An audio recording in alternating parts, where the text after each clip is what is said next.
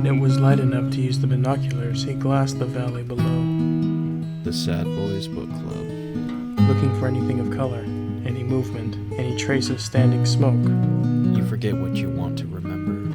Then, he just sat there holding the binoculars and watching the ashen daylight congeal over the land. He only knew the child was his warrant. He said, if he is not the word of God, God never spoke. I'd like to build the world a home and furnish it with love. Grow apple trees and honey bees and snow white turtle doves. I'd like to teach the world to sing in perfect harmony. I'd like to buy the world a Coke and keep it company. It's the real thing. It's the real thing. What? It's the real thing. It's the real thing. No. Welcome to the Sad Boys Book Club. My name is Dusty. And I'm Daniel. This is the final episode of The Road. I can't believe that was such a deep pull there. I was sitting on that for like a good week. It is the perfect logical conclusion to the Coke saga. Yeah, but this is the final episode of The Road. This is a very sad episode. Okay, yes. It's time to get serious, Daniel. This is a really, really somber episode we're about to talk about here. Got it. Yeah, I'm going to sit here and in my Esalen meditation circle, staring at the beautiful ocean over by Big Sur and all that. I'm not going to smile serenely, indicating that I either have created the best commercial or possibly experienced enlightenment. I'm not going to do that. I'm just going to sit here and deeply contemplate. Oh, that sounds like I'm out of my drink. Hang on. Oh man, that was some good Gatorade flavored water there, I will say. But it's time for me to do something a little more healthy. Okay. Oh. Let's go. Coca-Cola. It's not the road without a Coca-Cola. Coca-Cola, the official beverage of Cormac McCarthy's The Road. So, let's see. Where did we leave off last time? Was it the burn people in the pavement? Yeah. Well, so it was so cavalier. It took me off guard there. Yeah, it was. I think that was where we left off. It was the pavement situation. Did we? I don't think we got any further than that. No, I think we started immediately after. You'll have to forgive me. I don't have my book anymore because I had to take it back to the library last week. So. Oh, okay. I'm going purely off the cuff today. So where we last left off, they had just taken in the view of the highway of death. No, not the U.S. war crime. Just a bunch of people that had been seared into the road during the what I am assuming to be some sort of nuclear attack. It's never really explained. But the point is they go, and then obviously there's a lot going on there. The father didn't want really the boy to see it. But the son had some questions about it. I don't know if we covered this last time, but he was, asking them like why they didn't leave the road and if everything was on fire, and I don't know. It was another kind of moment where we were, if we can just, I know I say this a lot, but I always just want to chart this emotional through line of just the boy being this emblem of empathy, and I think it's important to the journey of the novel to kind of like hit these beats, right? And so they go along, and they're kind of walking, and they're pushing it along. I think they're if I remember correctly, they're kind of get the sense that there's somebody nearby, so they kind of like get off of the road, and they kind of like they kind of lay low for a little bit, and it takes maybe, I don't know, a couple of hours or so, and they see this group of people heading down the road. There was I think it was 3 men and an obviously very pregnant woman, and they just they don't do anything. They don't talk to them. They just kind of like, they continue to hang back, and they lay low for the rest of the night. But the next morning, so they wake up, and they see off in the horizon the rising smoke from a campfire. And if I may tangent for just a second, have you ever noticed campfire smoke in the distance? I feel like that's a trope in a lot of like books and movies and stuff. They're like, oh, I saw the side of campfire smoke in the distance. I've been camping a time or two. I've never noticed it. Off the top of my head, I can't say whether I have or haven't, because I think the last time I actually went camping was like 12 years ago. So it's hard to say, but I can't imagine that a standard campfire produces enough smoke, or even thick enough smoke, to be seen further away than like maybe a couple 100 feet, and that's if you're staring. I can't imagine there's like a plume of smoke like it's a factory chimney spouting off all that ozone killing smog. Yeah, and there's even some that I would probably imagine they would do in this post-apocalyptic world, especially with the danger of the road agents and the blood cults and whatnot. They call them fire holes, I think, where they like dig in like a couple feet, 1.5 feet, something like that, and then they dig in from the side, the sort of like a hole where the air can come in, and it's a good way to like hide, minimize like the smoke and the fire, it being noticeable. It's actually really cool. It seems like that's what the man was doing with the tarp, at least at first. Yeah, as I was saying that, it was bringing some familiarity. I think maybe they mentioned something like that, like you were saying. Which, to be fair, they haven't had the tarp since they lost the first cart. Yeah, it must have just been pretty early on. But anyway, they notice the fire or the smoke, and they're off to go investigate. And when they get there, the group is gone. I don't think it's made clear, or at least my read of it, it was not made clear of whether the people had just moved on, or whether they had noticed the father and the son approaching. But whatever the case is, they're gone. And they walk into this little clearing, and they see the campfire. And on the campfire is a headless human infant on a little stake, on a little spit that's being cooked. And that was pretty grim thing to think about. The boy obviously didn't see, because I think the father was doing a lookout while the boy was sleeping, and he sees the infant that is being roasted, and he and we, the readers, are making the inference that the woman gave birth, and they were intending to eat her baby.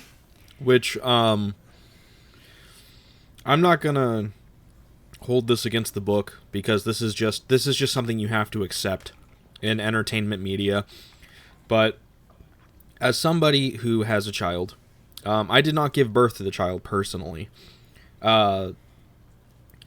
Labor does not go that quickly. We were in the hospital for like 2 days before it finally happened. So unless she had been in labor for a while, and granted, I will say everyone's different. Some people have quick labors, some people have longer labors. But I feel like it's, at the very least, if this woman had just given birth to this baby, and they just immediately killed it and got it ready to eat. She'd be in no condition to really be moving out or hiding or whatever. She'd probably be in a lot of pain still, because you don't just pop the baby out and then you're just like, all right, cool, and you just move on. There's a lot of damage done to the female body at that point in time too. Another fun fact that they probably don't tell you. So yeah, this is me nitpicking. I'm just nitpicking here.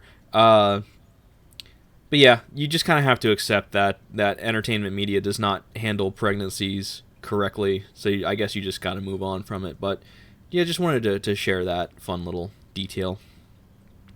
Yeah, I that's something that maybe I didn't think about. I guess maybe they just picked her up and they're sitting there around the fire. Maybe one of them noticed the father and the son coming, and they just, I don't know, maybe they had a little stretcher or something, and they just moved her out, and they're off somewhere nearby in the brush, probably, if I had to guess. If I could just do a really, really small tangent real quick. Probably Sure. the worst offender off the top of my head of that's not how pregnancies and birth works is A Quiet Place.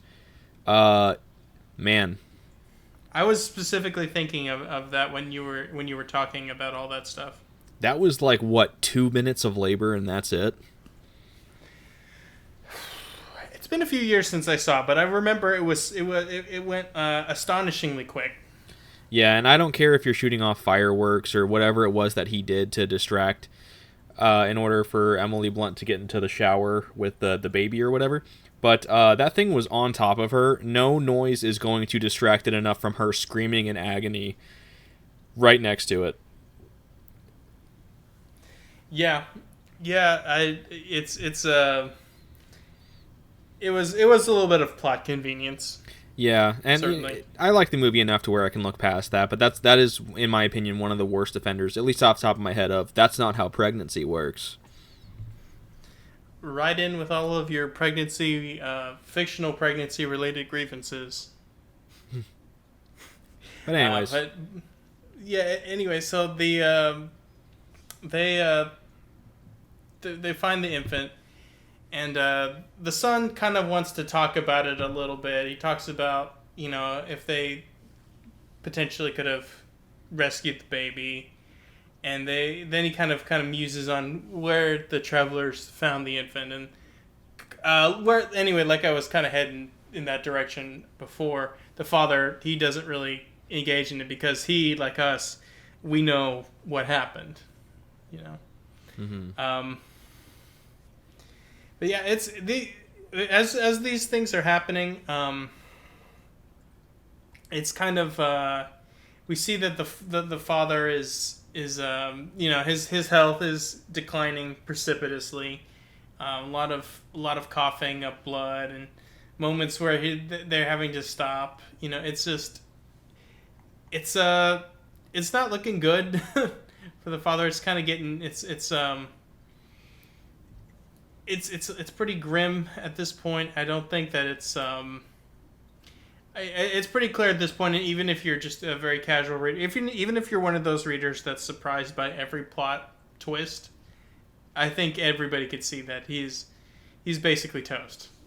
They're running out of food.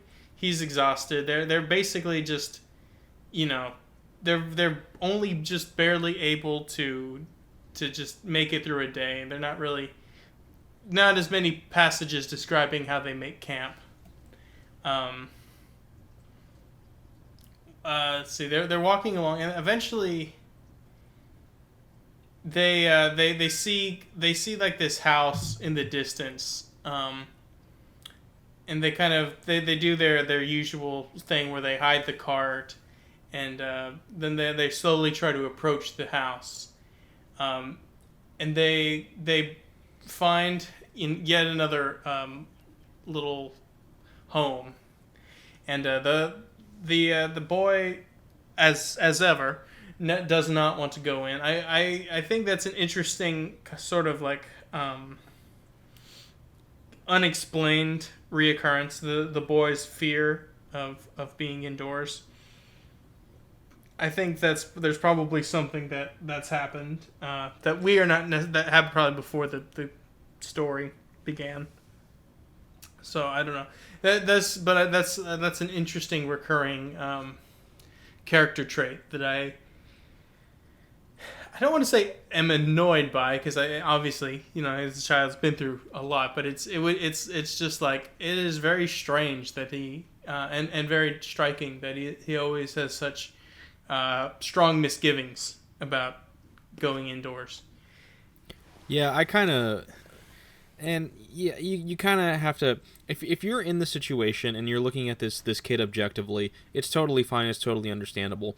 But as someone disconnected that's just a reader, I just kind of got to the point where I was just rolling my eyes every single time the kid was like, "I'm scared." And it's like, I know, it's okay that you're scared, it's understandable, you're a literal child, but it's like, this is like the 5th time that you've done this, and only one time where you actually write, so I'm just kind of like, alright, you're scared, I get it, okay.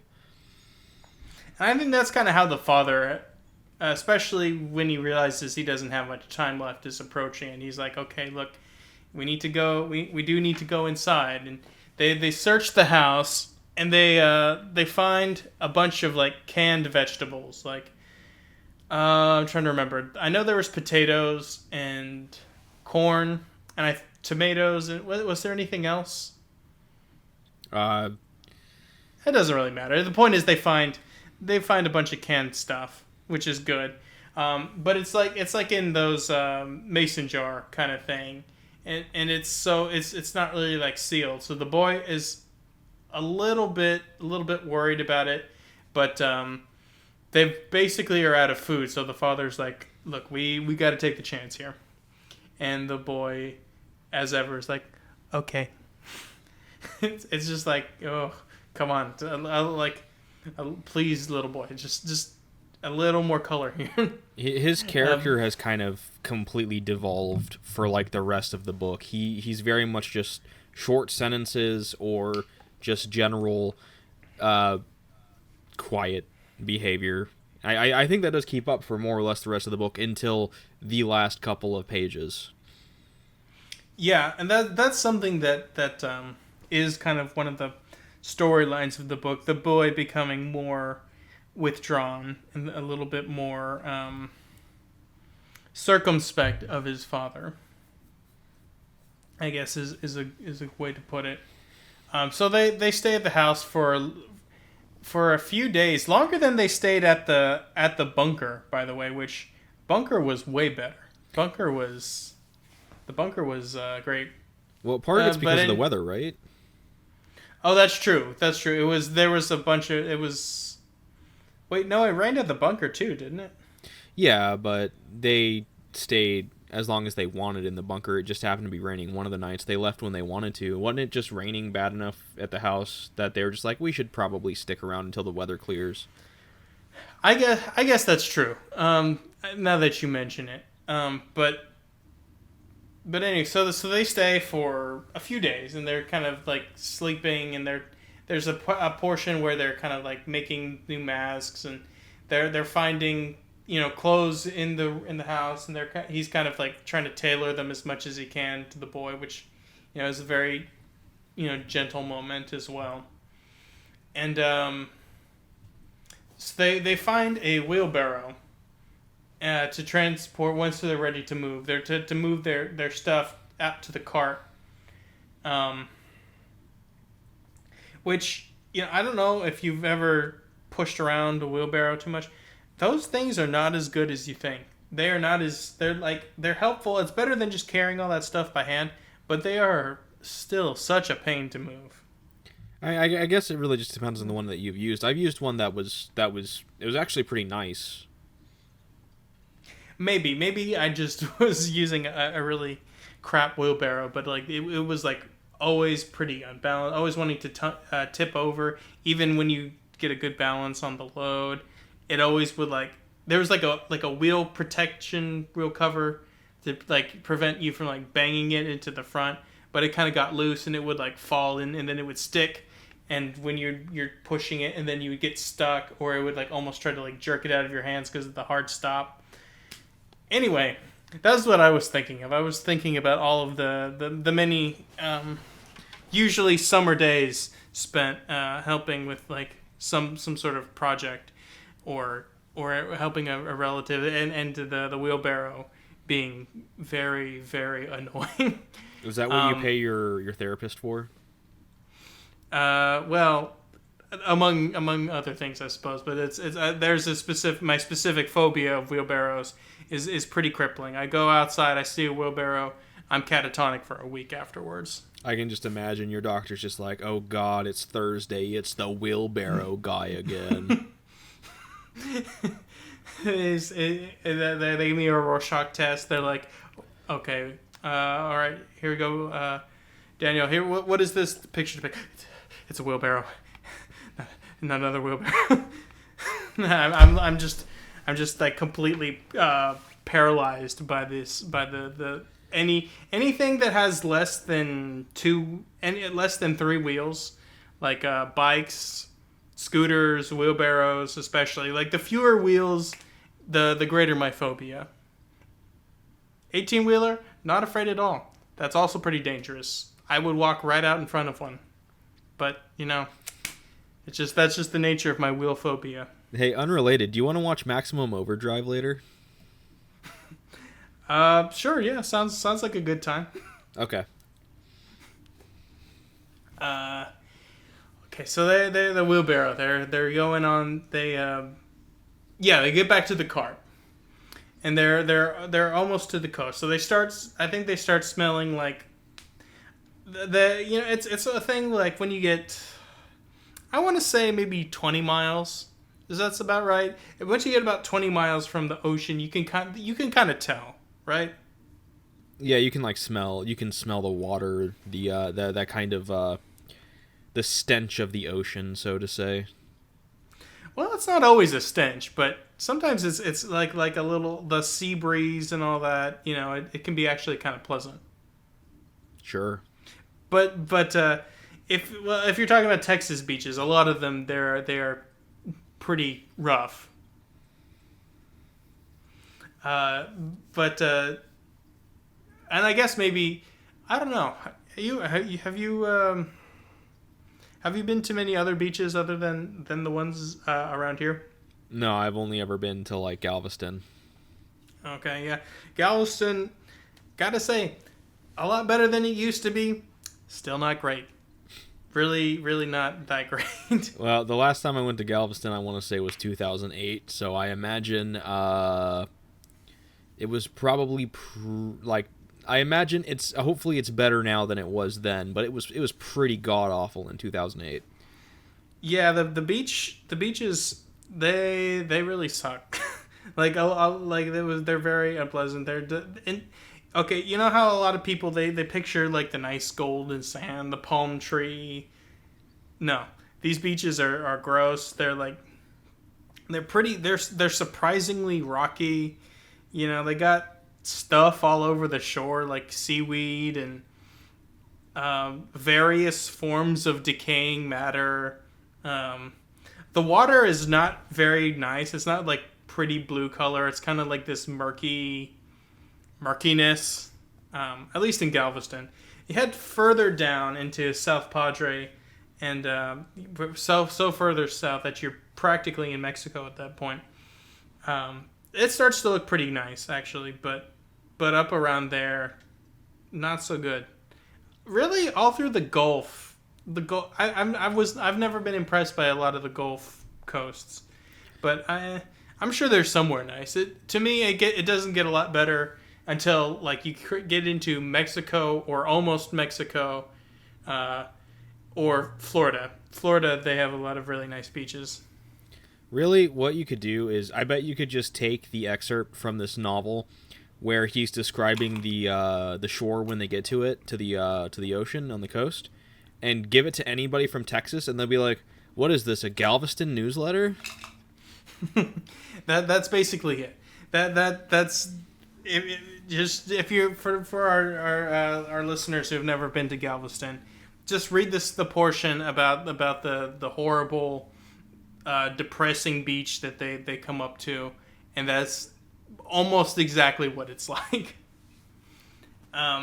So they're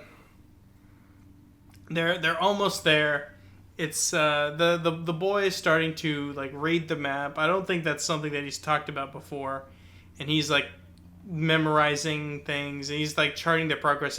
It shows the boy is becoming not autonomous, but he's growing up a little bit, right? He's gaining becoming some a little more independence. capable.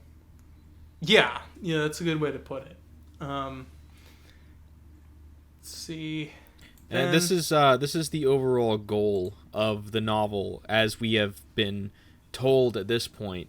And boy, it's anticlimactic. They make it to the coast, and it's like, okay, now what? Yeah. The water is not blue. The boy has been asking like, is the ocean still blue? And the father's like, I don't really know. And then, but the boy kind of he's like, okay, but you can kind of tell that he's hoping that once they get where they're going, that there's going to be this moment of catharsis, I guess I would say, that like he sees the ocean and it's going to be blue and it's going to be kind of a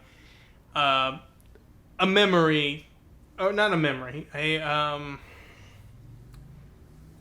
moment where it feels like they have left the dark world behind and have returned to some vague semblance of normalcy. I think that's the hope of the boy, but it is not to be. The ocean is pretty gross looking. There's basically a bunch like Galveston, just a bunch of dead stuff just all over the shore. And they're there and they the father sees a wrecked sailboat, and he goes and swims out to it. And also, can we just say this is a great moment for the father here. This is a man who is actively dying of tuberculosis, and he gets into the freezing ocean, and he swims out to bring back a little bit of food, some water, some stuff from including a first aid kit and a flare gun from a sailboat. Yeah, I was wondering if this was going to be essentially the major cause of his death, because I mean, Jesus, man, I feel like pneumonia is very easy to catch in this situation because it's already cold as it is. Just the general temperature of the world at this point, because they're always cold at night. His lungs are also filled with like mucus and blood, so and maybe I mean, certainly all of these things he's doing aren't helping his recovery, but I think this is if you could point to a proximate cause, I feel like this is like essentially sacrificing himself here. So anyway, they get back to the beach.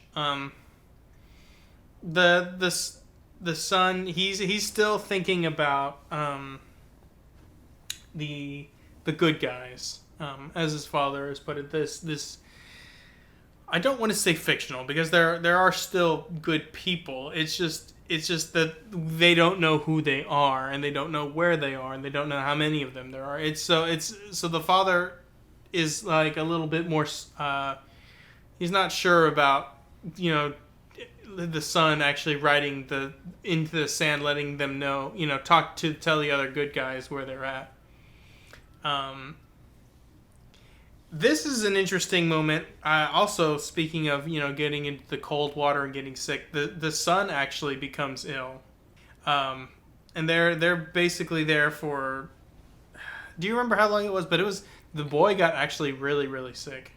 I feel like they were on the beach for like more than a week. It feels like. I think that was right. I think they were on the beach for about a week. It's so they're there. The boy is dying, but thankfully, because he found some medicine on the wrecked sailboat, he gives the boy like some. I know he gives him some aspirin, which isn't that actually bad for children? Boy. I know that they make children's variants, but I don't know if like the normal strength ones are. I imagine it's bad for you in the sense that all of these are technically bad for you. Well, I feel like aspirin is especially bad for kids for some reason because you still give kids like ibuprofen and like whatever Motrin is. I forget what that's called. But like and like you can give them acetaminophen, but mostly people don't. I think most people try not to take acetaminophen now. It's harder on is it? It's harder on your liver, right? That's the one that's. I think one is bad on your liver and one is bad on your kidneys. Ibuprofen and acetaminophen. But this is not a medical podcast. This is a literature podcast. Anyway, so they give the boy some medicine, and he eventually does get better. But the father is he's not doing good mentally while he's dying. He starts thinking about maybe killing himself if the boy dies, which I mean is understandable in the context of his basically everything he's done the past call it 8 years has been for the boy, and there is basically no other world for him. A lot of parents feel this way, but like it is especially true in the case of the father that there is literally nothing in the world but the boy for him. But thankfully, the boy does recover, and they start heading on down the beach. Yeah. So if I remember right, they had the cart kind of away from the beach, and they just kind of kept going back and forth and getting shit from the boat and taking it to their little beach camp, and then taking it to the cart, and then doing this like kind of preparing to move on thing. And then like all of a sudden the cart's gone, and lo and behold, finally here at the end of the book, we have the first time ever the cart has been like stolen, and they find it super quickly. I wasn't really that surprised, but it is kind of clever though with the whole when they get onto the road and the man's like, hey, look for bits of sand because sand's going to be dropping off of it, and they use that to essentially find the dude that stole the cart. But I figured this would be more of a setback. It's more of a minor inconvenience that leads to our penultimate human encounter in the novel. It is a setback of sorts. It's very minor. Well, I would say not necessarily in terms of their physical safety and health, but it is a little bit of it is yet another thing that serves to estrange the son from the father, as we'll see here in just a second. You know, you say that, and I think that that's only true for the moment, because I feel like when we get to the end of the book, it kind of goes to show that, like, while the boy, and we can get into this more when we get to it, but while the boy is having these immediate external grudges against the man, by the time we get to the end, it seems like all of that is just kind of gone, which this is not bad writing. I'm not implying that this is just McCarthy suddenly just fell off a cliff and just forgot about his character arcs, but I feel like it makes the boy almost feel a little superficial by the end, which, once again, this is a child, so this isn't necessarily a crazy thing to happen, but it does kind of feel a little like, I mean, does this really matter toward the relationship towards the man and the boy when we see how it ends at the end of the book? Let's put a pin in that, because I do want to talk about that, but it probably would be better if we could talk about it holistically when we get there. Yeah. So they find this would-be thief, and the man pulls the gun on him. This dude's got a knife, and that ain't gonna work against a gun. So this is so strange to me. I understand it, but it's so strange. He has him stripped down, completely naked, walk over to the side of the road. He steals his clothes ostensibly. The boy's protesting, saying, no, let him. let him have his clothes back, like we should help him, all these other things. And the man's just like, nah, man, he stole our shit, so he's a dead man. So they just leave. And the boy finally convinces him otherwise, and it's a little late for that. And when they go back to try and give him his clothes, he's gone. Surprise, surprise, the dude's not going to just stand around. So too little too late for the man, and the boy's crying, and I can't believe he did that. And I don't know, like I understand the point of this encounter, but it just feels like it's just kind of another one of those and then this happened kind of things. What do you mean by that? Like it just kind of it doesn't feel like, how there's a general structure on how you want to tell your story, where it's the general rule of thumb is you want to tell your story to where it's like, this happened, therefore this happens. That's like what you want to follow with storytelling. Well, that is one way to do it. I don't necessarily fully subscribe to that. That's a very famous quote from Trey Parker and Matt Stone, right? That's how they do their stories. That's how they write. I'm pretty sure this is like way older than South Park, like decades older than South Park at least. It is probably, but they're the ones that have, when people talk about that in writing circles, they're the ones that are most oft quoted. I didn't know that. I actually never knew that. But I feel like with this particular point, it was this happened, and then this happened, and then this happened, and it's not bad. I'm not sitting here saying this is a bad part of the book. I'm not trying to like really just kind of dump on it, but it does kind of just feel like an and then moment, which can work. It's totally fine, but this interaction, I feel like, did not really do anything for me that the book hasn't already done for me at this point. It was just another instance of they found somebody, they're the man's rude to him, the boy doesn't want to be rude to him, they move on. Yeah, I can understand it from that standpoint. The thing is that it's I don't know. We've actually gone including the last book we've read, The Stranger. It's kind of a similar bent in that we're seeing these people that are in these situations where one of the central questions of the book becomes, is life worth living? And I think there is a especially when you look into the context of particularly The Road, where we are living in a post societal condition for humanity. There is no community. There is no detectable sort of social norms.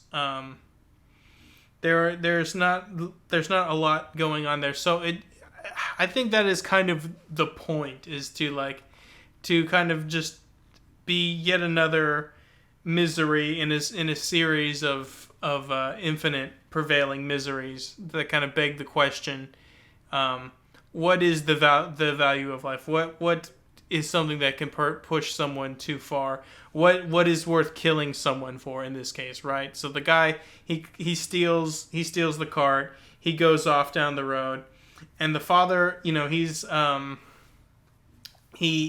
reason he kills him, and the reason he takes the clothes is it's not just to be like, haha, I took your clothes, now you're embarrassed. He's making a point. It's almost kind of like Old Testament style eye for an eye kind of punishment, right? And this is kind of an interesting. I say that there are no expectations of societal norms. So, but it comes down to these the individual people, individual groups that are making these determinations. So, in the father's mind, he has been left. He essentially feels that he's been left in the same way that he left that man, right? he was like totally naked, totally helpless, and the son that's why he kills him. So after he does that, and he has the back and forth with the boy, that's kind of like this I don't want to say final straw, because it leads to this confrontation with the boy where he is basically just shuts down after they cannot find the man after they steal his clothes, and he has to, I don't know, waddle off into the gray sunset to kind of like find some way to survive the night. The boy, they get back, and he's basically totally shut down. It feels like the relationship is basically dead, because he's asking him like, do you want to talk? And the boy's like, no, we used to talk. And he's like, okay. it's just like this sort of the relationship at this point is at a very, very okay. Here we go. Would you say that their relationship is at an Atlanta? What? An ATL. Oh, yes, an all-time low. Yes. Yeah, in Atlanta. I mean, is that a thing? Is that a thing people say? I don't know, but ATL is the abbreviation for Atlanta. I don't know. I think you need to try to make that happen. I think we need to. This needs to become like that needs to become our contribution to the greater cultural lexicon. Yeah, I'm feeling like I'm at an Atlanta right now. Our quarterly profits have reached Atlanta.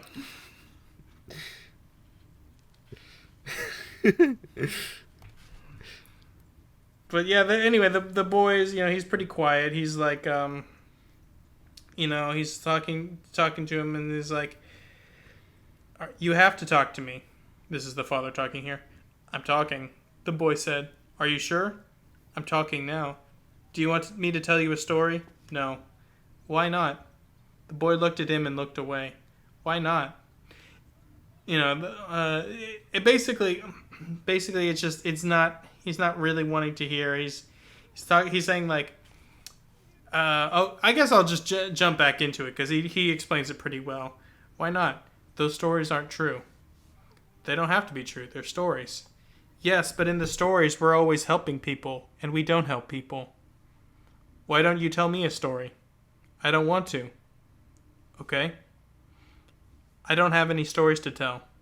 You could tell me a story about yourself. You already know all the stories about me. You were there. You have stories inside that I don't know about.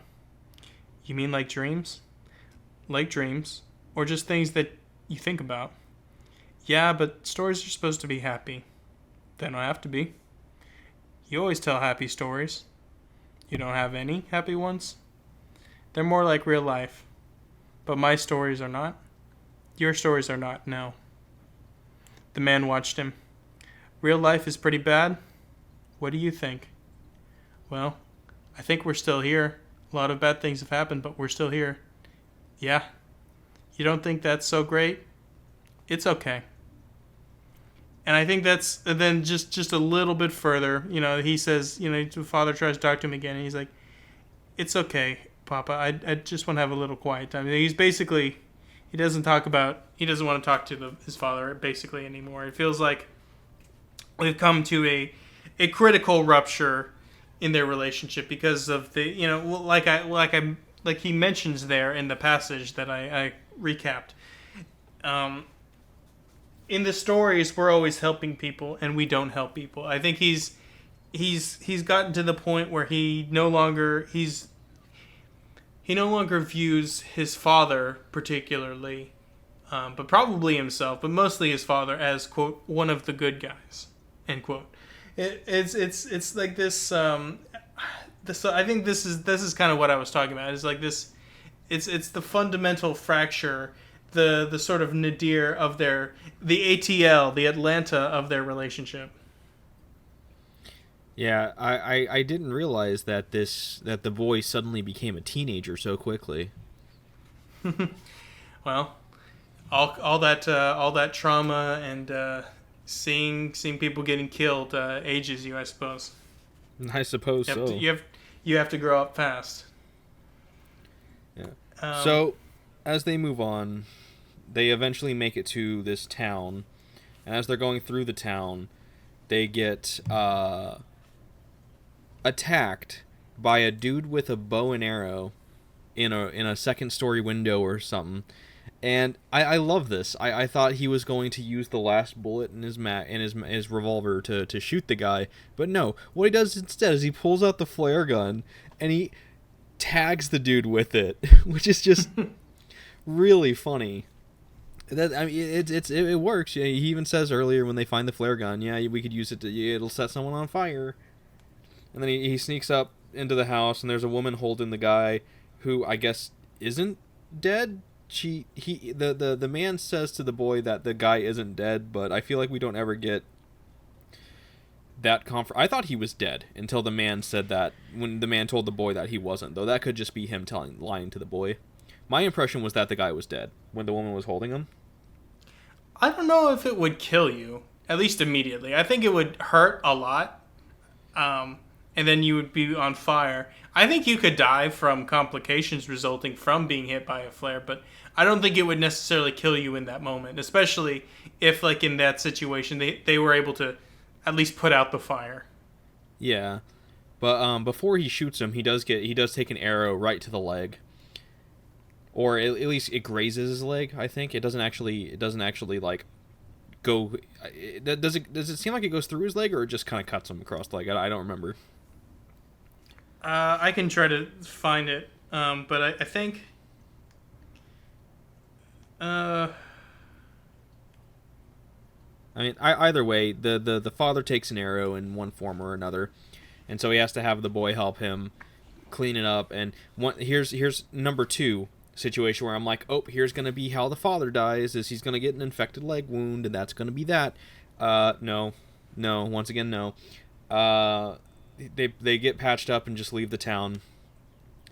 Which, granted, there's I imagine that his following major health deterioration after leaving this town, I wouldn't be surprised if it had something to do with an infection from this wound. The thing is that we don't really ever get told that. We just kind of see him getting weaker and weaker and succumbing to death at this point, be it whether it's the literary tuberculosis he's been suffering from, or if it has to do with the leg thing. It doesn't really matter at the end of the day.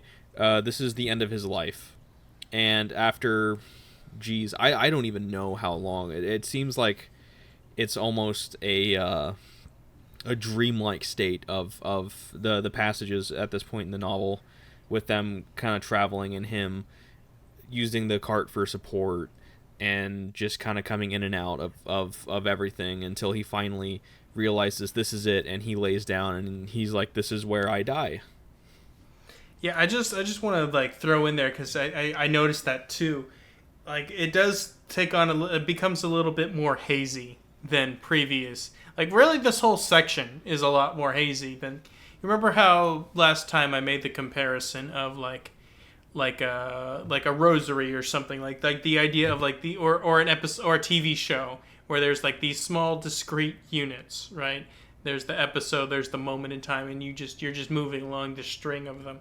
Well, by the time we get to this point, it feels like those distinctions are breaking down, that things are less distinct but from moment to moment. And I think that's supposed to mirror the illness getting worse.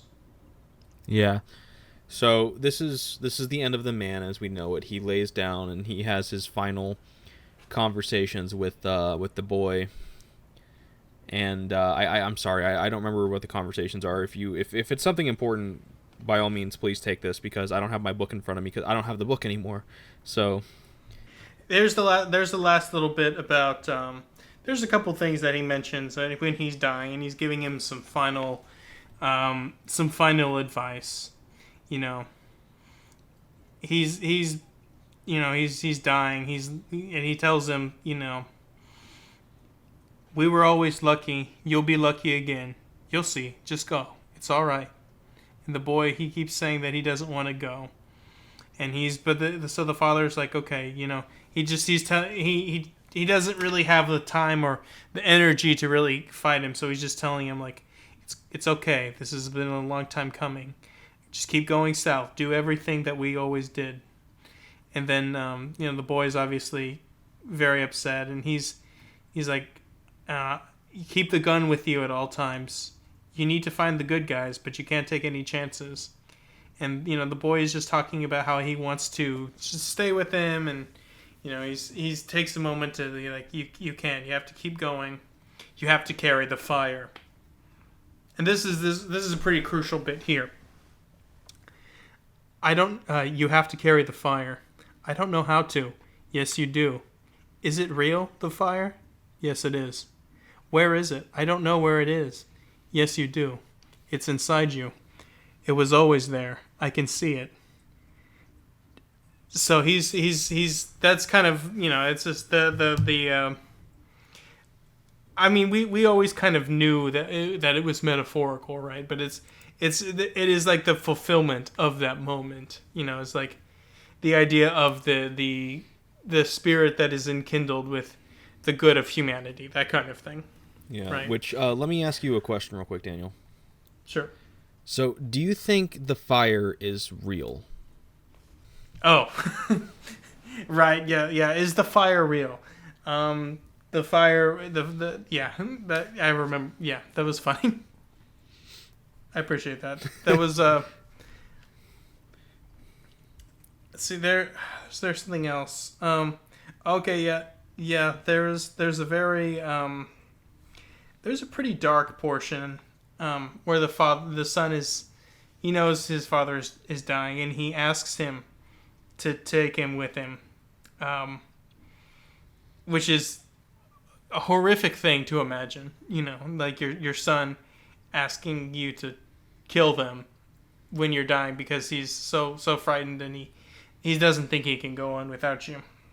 Yeah, which, that being said, in a world like this, and the boy being that young, it's I think that's one of the bigger tragedies of the novel, is that when you look at that request and you see the merit or like the logic in it, and you're like, on the one hand, you're like, you're a child and I want you to live because you represent the innocence and future of humanity, but on the other hand, it's like, man, this world sucks, and if it doesn't kill you, you're gonna probably kill yourself. And it's like, ugh. It's like I said, it's one of the bigger tragedies of the novel, that you can look at that request and really see the merit in it. Yeah, and I think it all goes back to that moment with the mother. It just, it's like this. It's yet another recurrent moment in this the tragedy of this family. It's just the father feeling like he needs to hold on, and he feels, I'm sure, it's a thing where he feels like he needs to be strong and keep his family together, but in another sense, and I'm not condoning, certainly, but he says, I can't hold my son dead in my arms. I always thought I could, but I can't. I don't want to say that's a weakness, because that is basically one of the worst things that could ever happen to a person. Absolutely. But it speaks to like a different kind of, it's the ideas of weakness and strength. It's kind of playing with something there. I don't think it ever comes down on one way or the other, because I don't think that's the kind of author Cormac McCarthy necessarily is, that he's trying to impart a moral lesson, but he's really trying to hit something here about, what is strength, what is life, what is, he's asking these kind of questions. Yeah, I would say that the father's strength to continue probably says more than his unwillingness to kill the boy. I would certainly agree. That's not necessarily what I'm trying to say here. I'm not saying like, he was weak-willed. He was not able to kill his child. That's just that's just a bridge too far for basically every human that has ever lived. I'm not saying that. I'm just saying that it shows. I think it's just this idea that McCarthy is playing with here about what are the limits of human frailty. What are the things that we can be pushed to? What is too far for anybody to even contemplate? What would it take to do these kind of things? That's all I'm saying. Yeah. That, by the way, was my 7th grade level analysis for the day. I think that was good. I think that was at least like 11th grade. That's a really dumb 11th grader. I think the man was strong because he decided to live instead of die. I mean, I don't know. I think sometimes people are. Can be very. Well, you remember you said that you've talked to people who've read this book before, and some of them were very blasé about the book. It didn't seem to get a lot from it. So, and like we did, I think in the first episode where we were maybe lightly clowning on those people on those high school students that left poor reviews of this book because of that, because they were not really wanting to engage with these ideas. I think that's pretty much it. He just, after that, there's a few other brief conversations. He sends the boy away, and he's like, okay, you need to go find the good guys, keep heading south. And the boy walks away for a little bit, but he does come back. And, he lays, down with his father, and he's, he spends his last night together. And, he asked his father about the little boy that they saw a very long time ago, that when they went into one of the towns. It's hard to pinpoint exactly where it was because they never give the names of any of these towns. But it's something that you'll recall that happened pretty early on. And, they asked, they kind of pondered the fate of the little boy. And it becomes... I don't think that it's necessarily indicative of a selfishness of the boy, but it becomes clear that I think the boy is thinking about the lost child because he feels like he is about to become the lost child. And the father says, I think he's all right. But who will find him if he's lost? Who will find the little boy? Goodness will find the little boy. It always has. It will again. And that is the last thing that the father says. Because when he wakes up, his father is dead.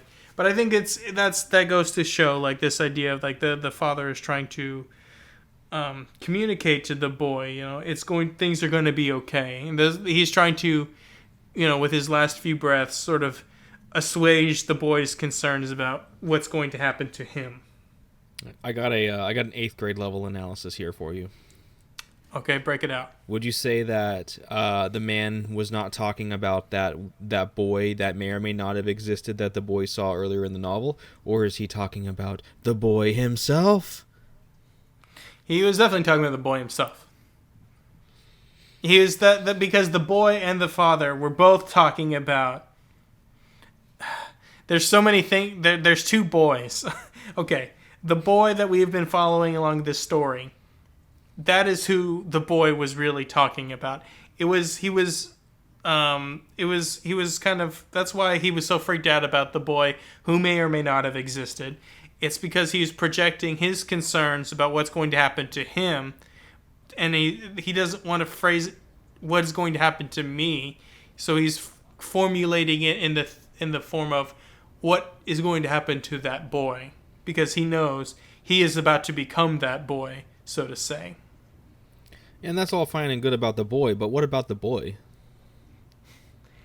Well, that depends. Or do you mean the boy or the boy?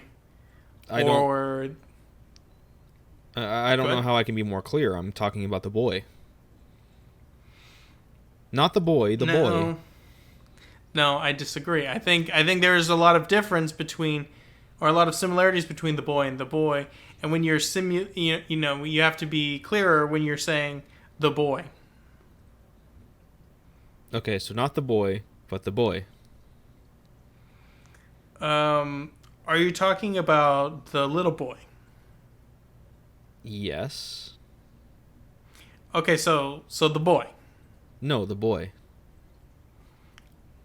No, you're being obstinate. It's clearly you're talking about the boy. Ladies and gentlemen, your future Abbott and Costello.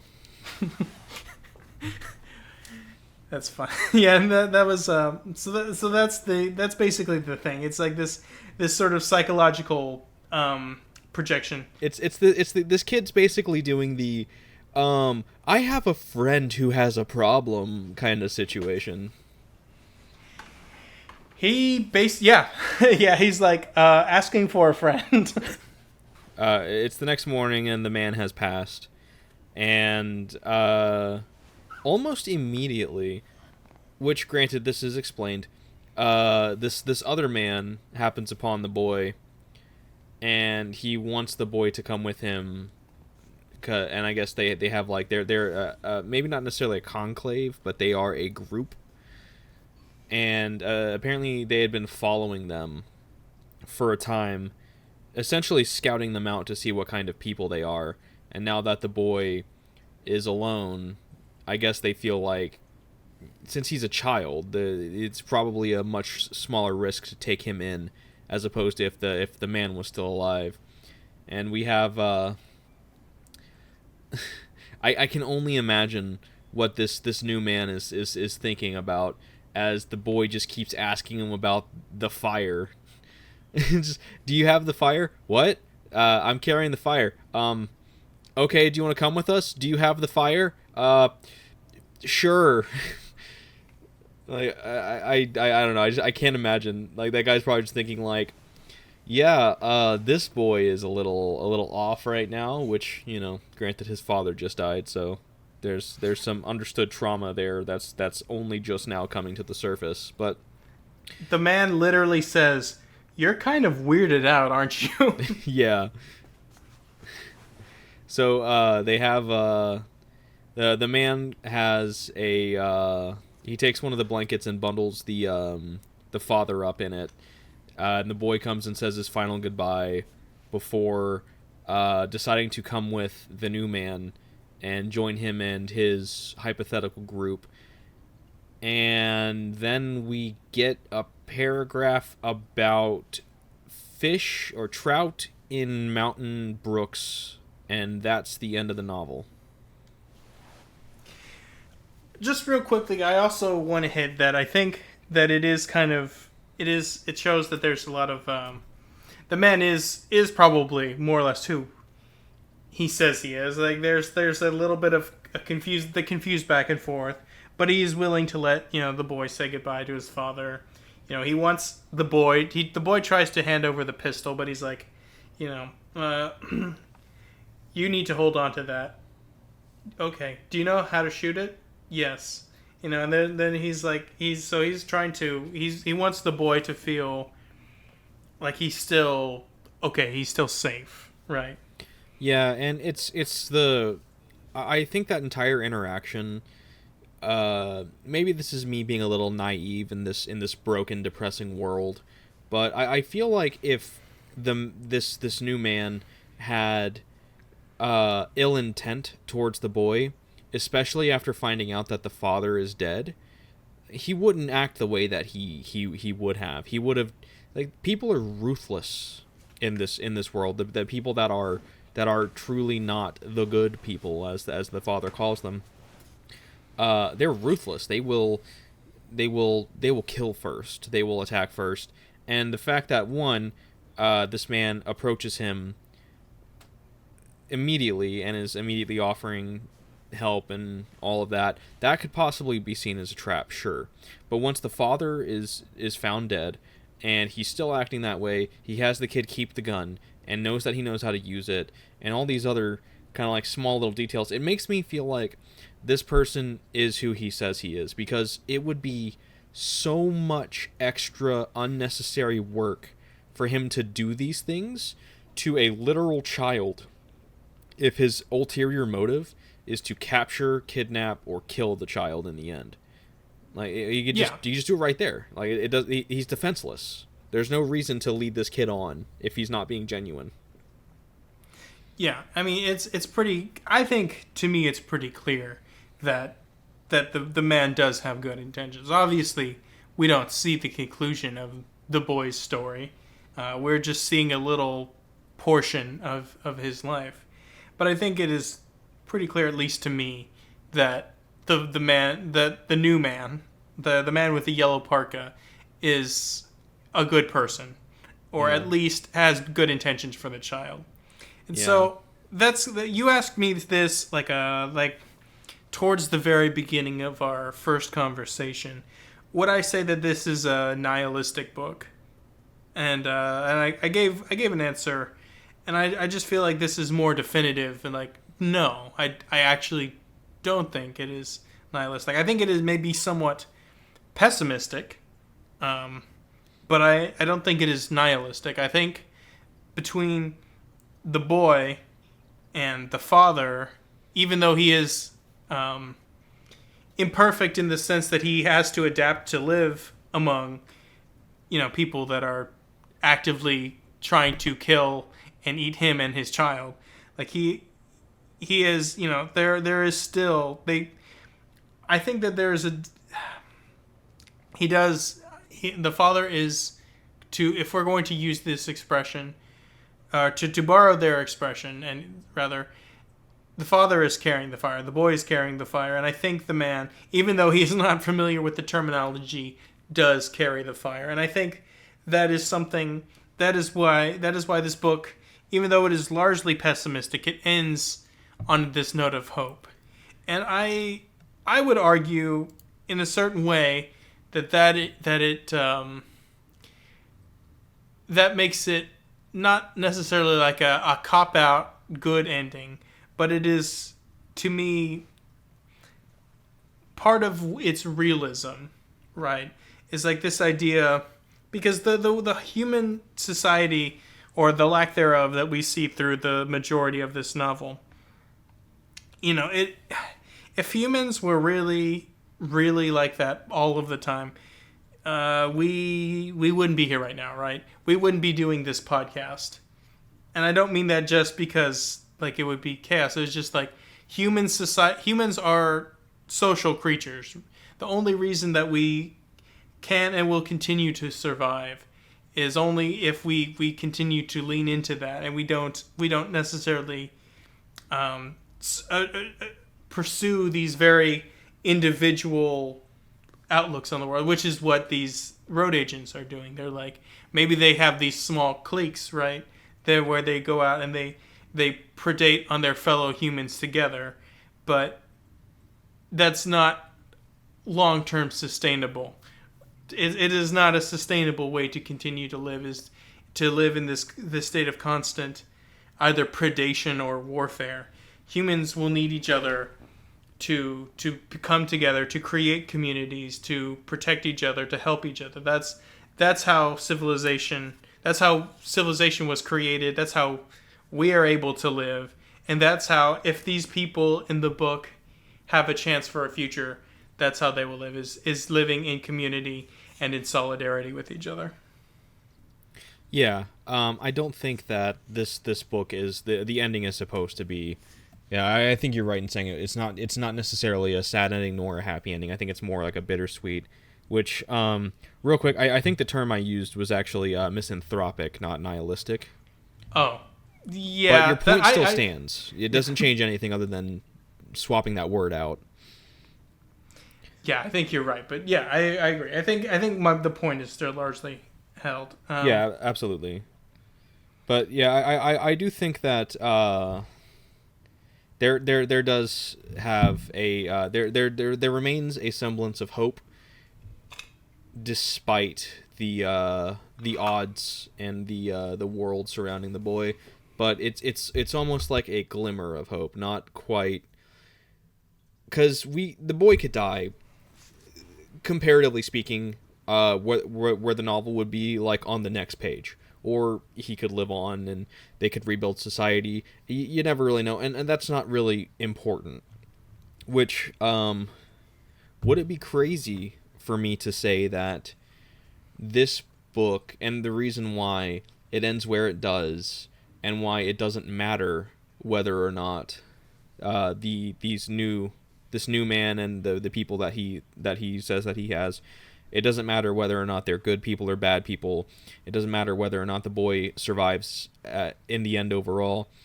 It's because this book is actually not about the man and the boy. It's about the world that they have now found themselves living in. I don't know. I think the man and the boy, it's pretty. I think that's a pretty important aspect of it, is the relationship, right? So to back it up just a little bit, because we didn't hit something, we talked about it a little bit when we talked about the father killing the thief by proxy, but as we kind of saw in towards that moment, the boy was very standoffish and distant from his father. But when the father is passing, the boy is pleading with the father to take him with him because he cannot imagine continuing to live without him. And the boy does not leave his father after he dies for 3 days. It's only because the other man comes along that he decides to go, or he doesn't know what to do. He's in a state of shock, So, I guess a couple things I want to touch on there. One, I think that you mentioned that it seemed kind of, I guess for lack of a better term, just like a pointless churn of conflict between the son and the boy, because the son, he was saying he was all moody and standoffish, and it feels like their relationship is basically dead. But in the next few pages, we see the boy is obviously tremendously distraught over the loss of his father, and I think that's very real and very human, right? I think there's a certain way that people have that they look at relationships with people, and they can be very I don't want to say what have you done for me lately. I think that's a little more judgmental and a little bit harsher than I intend, but it can be a little bit more like when you're caught in the minutia of the arguments, and bad feelings can arise. That is one thing. But once there is a truly irreversible moment, like the father is dead, I think that's real, that people often express regrets when somebody passes, that they were not able to reconnect. Like they regret that they left on they were not on good terms with the person when they died, and that kind of thing. I think it goes to show a very real and human element that, and I think is particular in a lot of particularly in family relationships, right? Where parents, not, and it's not necessarily just in people that survive, but in the people that are dying or soon to die, they are feeling these regrets because they're facing, hidden within the concept of the argument is the follow-up, right? There's always this, even if this person is like, okay, I'm done talking to them, I will never speak to them again, so on and so on. I think for a lot of people, there is a hope of a reconciliation. There's a hope that they will come around to seeing the other person will see their point of view or something like that. But when the possibility of that is totally foreclosed in death, that's what leads to like these feelings of anguish, and all of a sudden these sort of like I don't want to say petty arguments, because sometimes they can be very, very, very deep, and deeply felt things. But once the ability of reconciliation is permanently foreclosed, I think that can really mess with people and hurt them in a very deep way. And I think the boy does a great way of showing that. Yeah, for sure. And it does kind of go back to what I was saying earlier about how with the thief and the boy shutting down against the man, and me saying that it doesn't really end up meaning anything towards their relationship in the end because of how it ends. And maybe this is just me being a little too what's the word? Like I don't want to say that the interactions are meaningless and that their relationship prior to his death didn't matter, because it for sure was deteriorating, and we could see it as early as the very beginning of the book that it strained and not at a place to where it used to be. But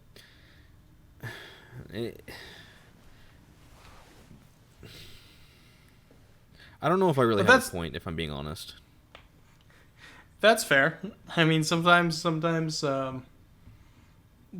think that's how it is when you're talking about literature. Sometimes you're talking things out and you're feeling these. It's like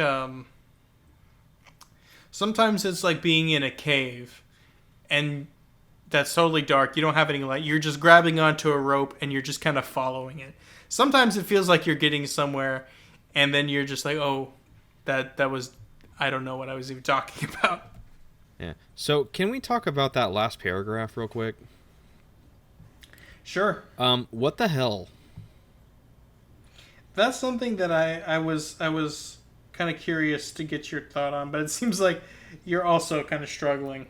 I imagine that it's one of those things that it's supposed to be up for interpretation, but it is very strange that we have this final piece of the story with the boy leaving with the man in the yellow parka, and then we have just suddenly this thing talking about a fish that was on the mountain that had its back showed the metaphor of the world and how it had like changed or whatever it was. And it's I mean is the fish supposed to be like humanity, and how they are showing the change of how the world used to be and how it is now, and you see how humanity has changed because of the I don't, it's so weird.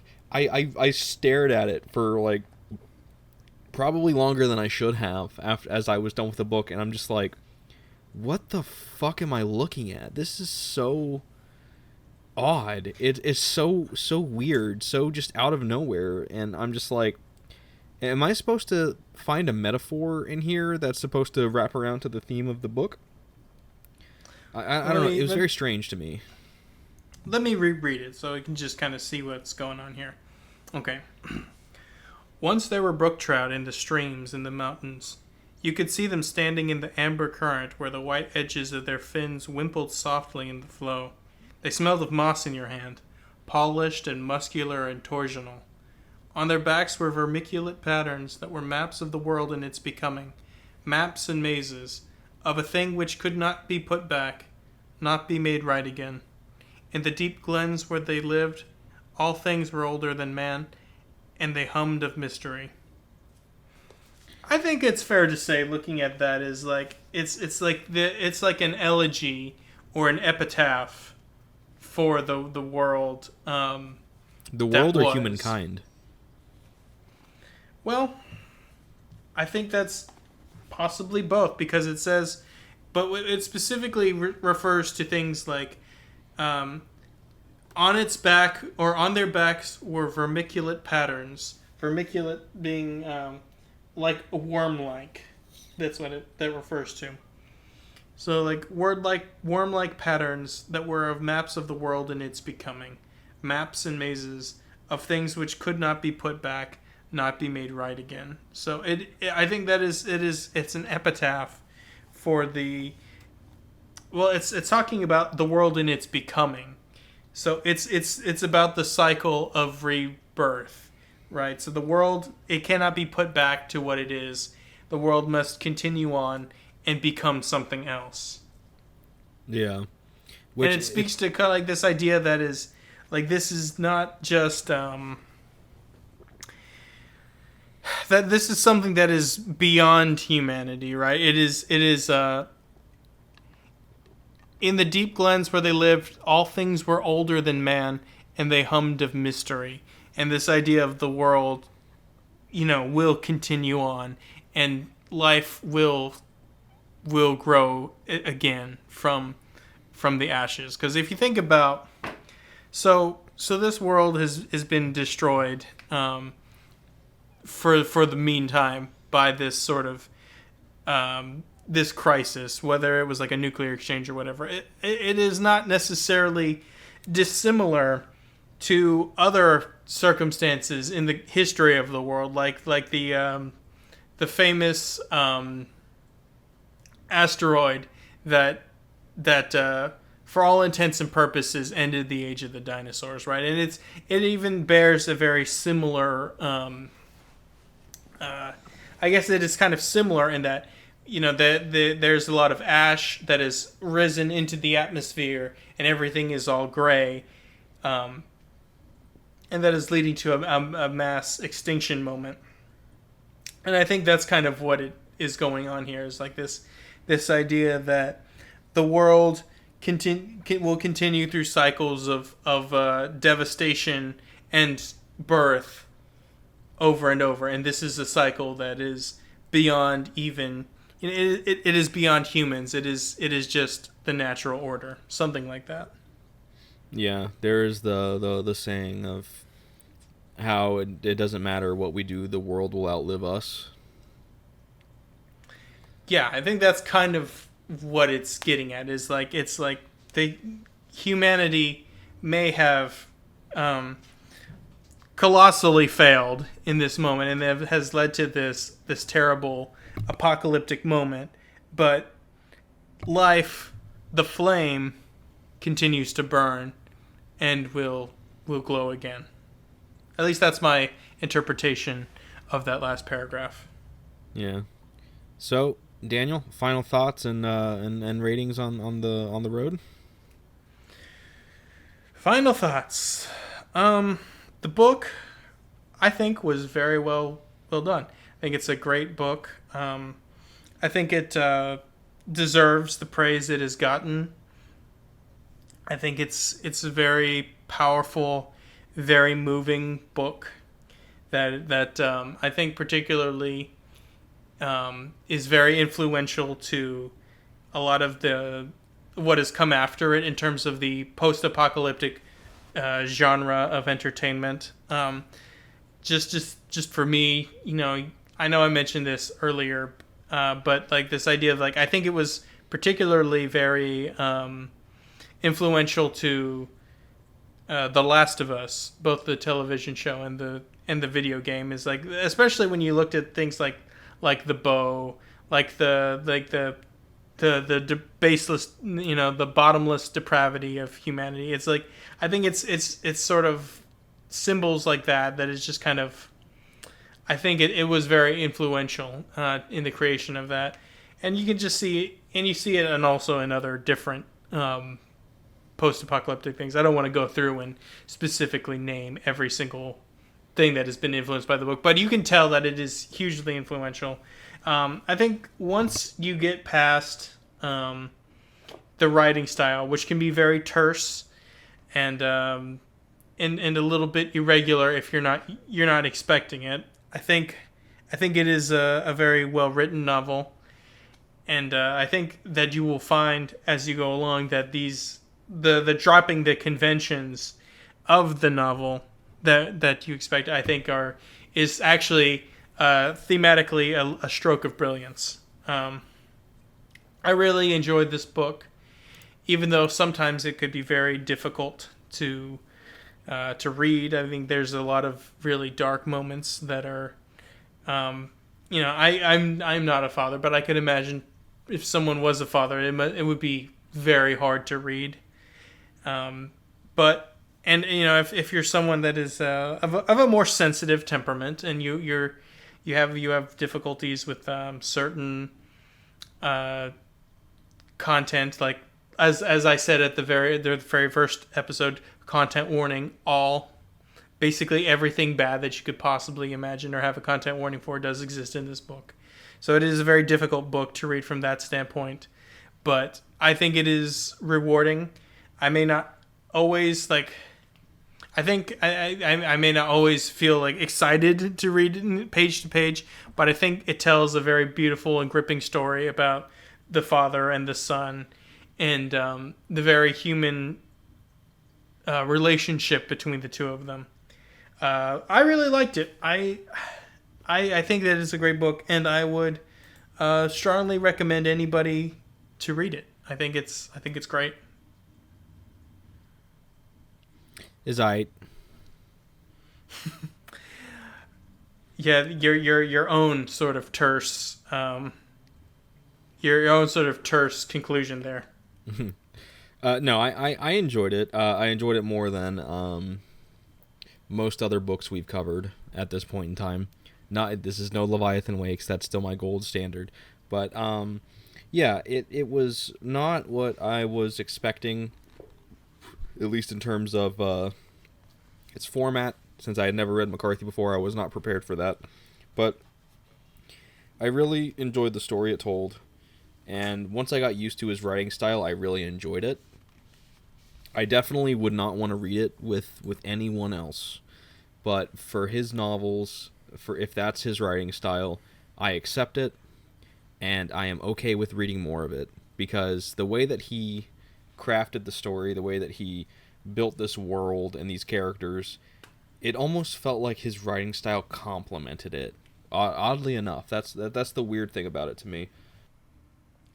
Yeah, that's what I was getting at. It's like it's the conventions of the world have broken down, and the conventions of the novel seemingly too have broken down. It's like it's metatextual. Yeah, and that does work for this, but I've heard that is his style, period. So it doesn't quite have that, as you put it, metatextual context with some of his other novels, I would assume. So I don't know. I guess I'd have to see how it goes with the style of his other novels to see if it still works in that same kind of way. But I'm okay with reading them to see, because I think his use of language and his way of building a scene does more than well enough to not necessarily make you forget about this lack of convention, but it almost kind of augments the lack of convention at the same time. It's very strange. It's really weird. I don't know. I don't think it takes a really skilled writer to intentionally do things wrong so well, if that makes sense. Yeah. Well, it's like the old saw. You have to learn you have to learn the rules before you can break them. And I think that the way that he breaks them is very rich and very interesting, and gives him a very distinct tone. Just thinking out loud here, the idea of like to liken it to music, right? So distortion on a guitar used to be like, oh my god, that sounds terrible. Why is it distorted? But it was like, but it became part of the overall, so to say, the grammar of the guitar, is like this idea of these alternative techniques and these alternative like ways of doing things. And I'm not saying that I want every book to be written like Cormac McCarthy, or like specifically like The Road. I've not read any of his other works. I hope to, but have not at this point. But I think it's very interesting stuff. So yeah, all in all, I don't really think there's too much more I can say that isn't something that I or you have already said. So to keep this not so repetitive, not any more repetitive than it probably already has been, I really enjoyed it. It was odd and pleasant and horrible and amazing and great and disgusting. It was a lot of things. I can probably throw a lot of different adjectives at this book. So yeah, as you know, I like to throw ratings, because I'm one of those people. For me, this book was an 8 out of 10. Wasn't the best book I've ever read, but it was by no means a bad book, and I would recommend it if this is your thing. And I do think it created the importance of this novel is not to be It has to be stated, and you already have in probably better ways than I have, but I do think you can see that this kind of created a new form of like a new zeitgeist for post-apocalyptic media. Mm-hmm. So there's a lot of respect there for that. So yeah, I enjoyed this book. I thought it was very good, and I'm very glad we read it. I am too. Well, I think that about wraps things up. I'd like to thank everybody for listening to both this episode and following along the book with us. Wrap it up here. This is another episode of the Sad Boys Book Club. My name is Daniel. I'm Dusty. And we'll see you next time. Take care. Really quickly, I just thought of a great name for a medical podcast. What's that? The Sad Boys Over the Counter. Take two sad boys and call me in the morning.